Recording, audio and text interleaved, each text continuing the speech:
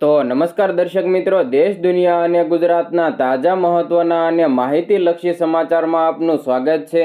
દર્શક મિત્રો, દેશ અને વિદેશમાં ઘટતી અવનવી ઘટનાઓની માહિતી તેમજ રાજનીતિને લગતા અને ખાસ કરીને ખેડૂત મિત્રોને લગતા સમાચારોની અપડેટ સૌથી પહેલાં મેળવવા માટે અમારી ટ્રેન્ડિંગ ગુજરાત યુટ્યુબ ચેનલને અત્યારે સબસ્ક્રાઇબ કરી લેજો અને બાજુમાં આપેલા ઘંટડીના નિશાનને પણ પ્રેસ કરી દેજો, જેથી અમારા અવનવા વિડીયોની અપડેટ સૌથી પહેલાં તમારા સુધી પહોંચી જાય.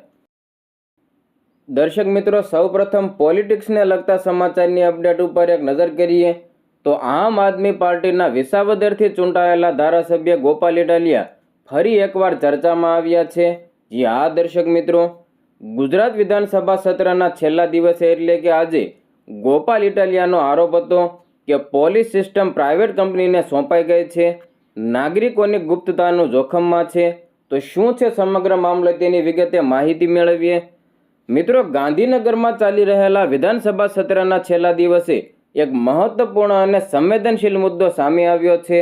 ગોપાલ ઇટાલિયા, જે આમ આદમી પાર્ટીના વિસાવદરથી ધારાસભ્ય છે, તેમણે મીડિયા સાથેની વાતચીત દરમિયાન ગુજરાતની ઇમરજન્સી સેવા 112 અંગે ગંભીર આક્ષેપો કર્યા હતા. તેમણે જણાવ્યું કે 112 નંબર ઉપર આવતા તમામ કોલ રાજ્યની સુરક્ષા અને કાયદો વ્યવસ્થાથી જોડાયેલા અત્યંત મહત્વના હોય છે. આ કોલમાં ક્રાઇમ, સાયબર ક્રાઇમ, આંતરરાષ્ટ્રીય ધમકીઓ અને સરહદી વિસ્તારો સંબંધિત માહિતીનો સમાવેશ થાય છે. આવી સંવેદનશીલ માહિતી સંપૂર્ણપણે ગુપ્ત રહેવી જરૂરી છે, પરંતુ હાલની વ્યવસ્થામાં 112 ઉપર આવતા કોલ પહેલાં પ્રાઇવેટ કંપનીના કોલ સેન્ટરમાં જાય છે અને ત્યારબાદ તે પોલીસ સુધી પહોંચાડવામાં આવે છે. ગોપાલ ઇટાલિયાએ આ સ્થિતિને પોલીસ પ્રણાલીના પ્રાઇવેટાઇઝેશન તરીકે વર્ણવી હતી. તેમના મુજબ આ માત્ર કોલ સેન્ટર સુધી મર્યાદિત નથી, પરંતુ અગાઉ પણ વિધાનસભામાં એવી માહિતી મળી હતી કે પોલીસને ભાડે આપવામાં આવે છે અને પોલીસ વાહનો પણ પ્રાઇવેટ કંપનીને સોંપવામાં આવ્યા છે. આ માટે સરકારે આશરે ₹4.63 કરોડનું જેટલું ભાડું ચૂકવ્યું હોવાનો પણ તેમણે ઉલ્લેખ કર્યો હતો.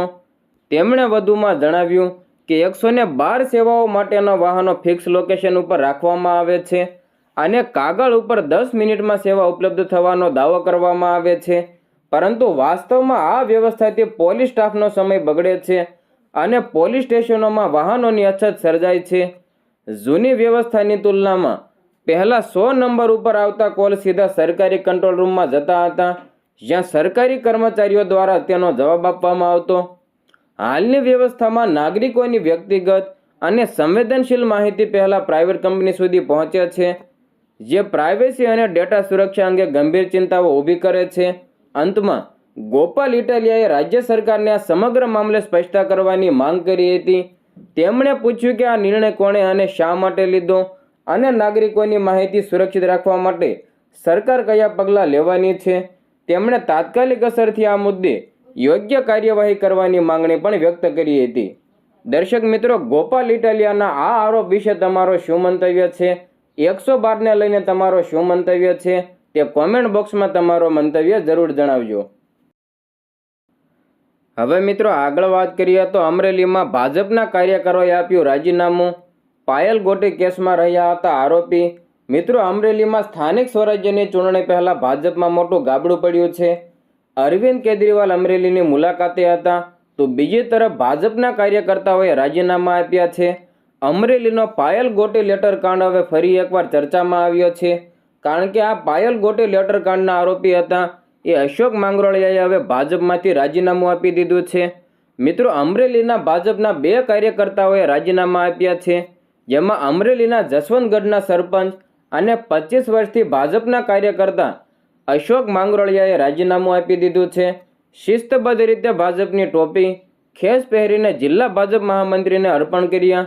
યુવા ભાજપના કાર્યકર્તા નિલેશ સાવલિયાએ પણ રાજીનામું આપ્યું છે. જસવંતગઢના સરપંચ અશોક માંગરોળિયા લેટર કાંડમાં આરોપી હતા. અશોક માંગરોળિયાએ કહ્યું કે પોલીસે સી સમરી ભરી છે, પણ યોગ્ય ન્યાય મળતો નથી. કાર્યકર તરીકે અન્યાય થતો હોવાની ભૂમિકા અનુભૂતિથી રાજીનામું આપ્યું. આ મામલે ભાજપે નિવેદન આપતા કહ્યું કે 29 ડિસેમ્બર 2024ના રોજ સસ્પેન્ડ કરેલા અશોક માંગરોળિયાએ રાજીનામું આપેલ છે. સ્થાનિક સ્વરાજ્યની ચૂંટણીઓ નજીક આવતા વ્યક્તિગત મંશાઓ પૂર્ણ ન થતાં રાજીનામું આપ્યું છે. બંધારણમાં હક છે કે અન્ય પાર્ટીમાં જતા હોય તો શુભેચ્છાઓ આપી છે. હવે મિત્રો, અરવિંદ કેજરીવાલના ગુજરાત પ્રવાસને લઈને મોટી અપડેટ સામે આવી છે. મિત્રો, સ્થાનિક સ્વરાજ્યની ચૂંટણીઓની હવે ટૂંક જ સમયમાં જાહેરાત થવાની છે અને આ ચૂંટણીઓને લઈને હવે દરેક પક્ષ સક્રિય પણ બની ગયો છે. ત્યારે એક તરફ સ્થાનિક સ્વરાજ્યની ચૂંટણીઓની બાદ જાહેરાત થવાની અણીએ છે, તો બીજી તરફ દરેક પક્ષ હવે ગુજરાતમાં પોતાનું વર્ચસ્વ જમાવવા માટે મેદાનમાં આવી ગયા છે. અને હાલ આમ આદમી પાર્ટીના રાષ્ટ્રીય સંયોજક અરવિંદ કેજરીવાલ ગુજરાતની મુલાકાતે છે અને આજે તેમણે અમરેલીમાં આમ આદમી પાર્ટીની સભાનું આયોજન કર્યું હતું. ખેડૂતો મામલે આ ચૂંટણીમાં દરેક પક્ષની જેમ આમ આદમી પાર્ટી પણ જોર લગાવી રહી છે. ઉલ્લેખનીય છે કે આમ આદમી પાર્ટીએ સ્થાનિક સ્વરાજ્યની ચૂંટણી માટે 460 ઉમેદવારોની યાદી બહાર પણ પાડી દીધી છે અને આગામી સમયમાં બીજા નામો પણ જાહેર થશે. પણ આજે અમરેલીની સભામાં અરવિંદ કેજરીવાલ સહિતના નેતાઓ હાજર રહ્યા. ગોપાલ ઇટાલિયાએ ભાજપ સરકાર ઉપર પ્રહારો કરતા જણાવ્યું કે ગુજરાતની જનતાએ વર્ષો સુધી ભાજપને મત આપ્યા છતાં જનતાની સમસ્યાઓનું સમાધાન ના આવે એનું શું કારણ? વિસાવદરના જનતાના આશીર્વાદથી મને વિધાનસભામાં જનતાનો અવાજ બુલંદ કરવાનો મોકો મળ્યો. હું વિધાનસભામાં બેસું છું અને જનતાને જણાવવા માંગુ છું કે વિધાનસભામાં ખેડૂતોના પ્રશ્નો માટે સરકારને કંઈ પડી નથી. માત્ર ભાજપના નેતાઓના વખાણ કરવા સિવાય બીજું કંઈ કામ નથી. તો વળી આ ઉપરાંત પ્રદેશ પ્રમુખ ઈસુદાન ગઢવીએ શું કહ્યું તેના વિશે વાત કરીએ તો સ્થાનિક સ્વરાજ્યની ચૂંટણી પહેલા અમરેલીમાં યોજાયેલી આ સભામાં ઈસુદાન ગઢવી બરાબરના ભડક્યા અને ભાજપની નીતિઓ પર સવાલો પણ ઊભા કર્યા હતા. તેમણે જણાવ્યું કે ગુજરાતની જનતા ઉપર ભાજપે ખૂબ જ અન્યાય કર્યા અને હવે જનતા ભાજપને જવાબ આપવા માટે તૈયાર છે. આગામી સમયમાં યોજાનારી સ્થાનિક સ્વરાજ્યની ચૂંટણીમાં ગુજરાતની જનતાએ ભાજપનો સફાયો કરવાનું મન બનાવી લીધું છે. ત્યારબાદ યુવા નેતા અને ભાવનગર વિસ્તારના પ્રખ્યાત નેતા એવા બ્રિજરાજ સોલંકીએ શું કહ્યું તેની વિશે વાત કરીએ તો બ્રિજરાજ સોલંકીએ ભાજપને આડે હાથ લીધી હતી અને કહ્યું કે જ્યારે પણ આમ આદમી પાર્ટીની સભા કે કાર્યક્રમ હોય ત્યારે તે કાર્યક્રમ ના થાય તે માટે ભાજપ દ્વારા તંત્રનો દુરુપયોગ કરવામાં આવે છે.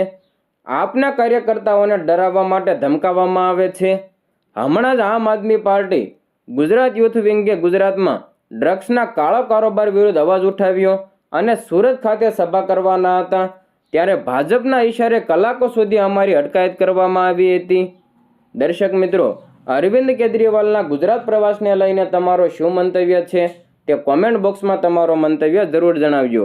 અને આ વિડીયો પસંદ આવે તો વિડીયોને લાઈક, શેર અને ચેનલને સબસ્ક્રાઈબ કરવાનું ના ભૂલતા.